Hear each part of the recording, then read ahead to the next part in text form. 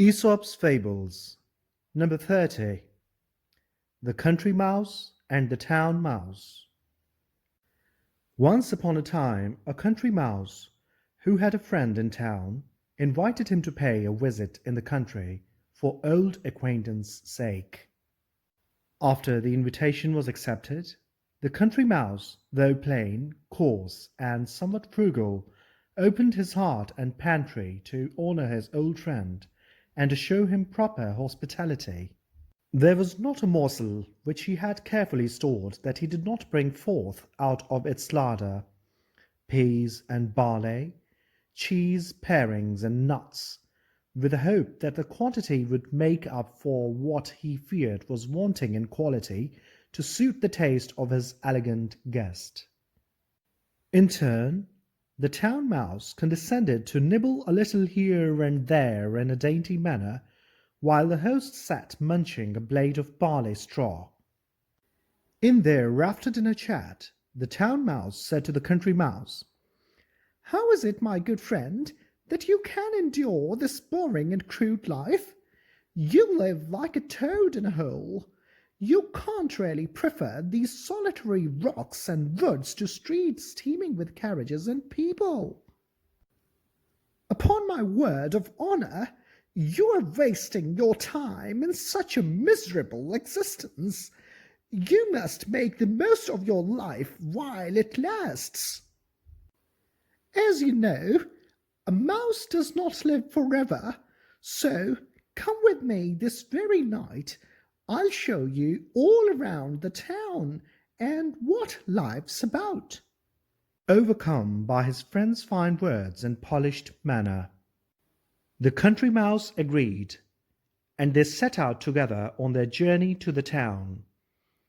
It was late in the evening when they crept stealthily into the city, and midnight before they reached the large house which was the town mouse's residence. There were couches of crimson velvet, ivory carvings, and everything one could imagine that indicated wealth and luxury.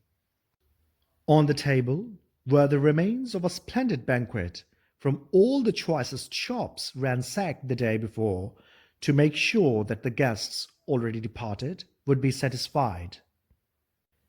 It was now the town mouse's turn to play the host, and he placed his country friend on a purple cushion, ran back and forth to supply all his needs, and pressed dish upon dish on him, and delicacy upon delicacy. Of course, the town mouse tasted each and every course before he ventured to place it before his rustic cousin, as though he were waiting on a king. In turn, the country mouse made himself quite at home, and blessed the good fortune that had brought about such a change in his way of life. In the middle of his enjoyment, however, just as he was thinking contemptuously of the poor meals that he had been accustomed to eating, the door suddenly flew open, and a group of revellers, who were returning from a late party, burst into the room.